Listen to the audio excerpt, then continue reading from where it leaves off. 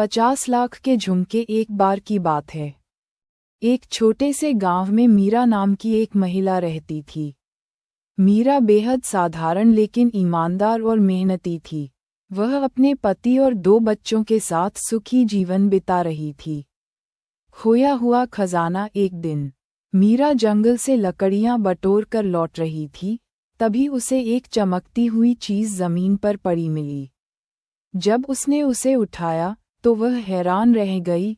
वह एक खूबसूरत झुमका था जो सोने का लग रहा था और हीरों से जड़ा था। मीरा ने सोचा, ये जरूर किसी अमीर व्यक्ति का होगा, इसे लौटाना चाहिए। वह गांव के मुखिया के पास गई और झुमका सौंप दिया।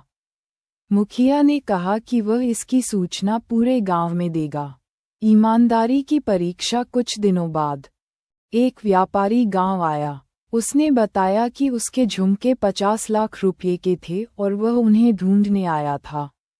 जब मुखिया ने उसे झुमका दिखाया तो व्यापारी खुश हो गया। व्यापारी ने पूछा, ये झुमका तुम्हें कहाँ मिला? मीरा ने पूरी सच्चाई बताई।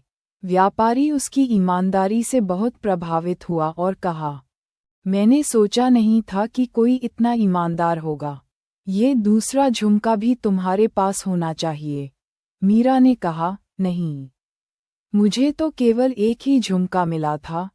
व्यापारी ने उसकी आंखों में सच्चाई देखी और उसे इनाम में 10 लाख रुपये दिए। ईमानदारी का इनाम। मीरा ने वह धन अपने बच्चों की पढ़ाई और गांव के गरीबों की भलाई के लिए लगाया। उसकी ईमानदारी की कहानी पूरे गांव में फैल गई और लोग उससे प्रेरणा लेने लगे। शिक्षा। ईमानदारी हमेशा रंग लाती है।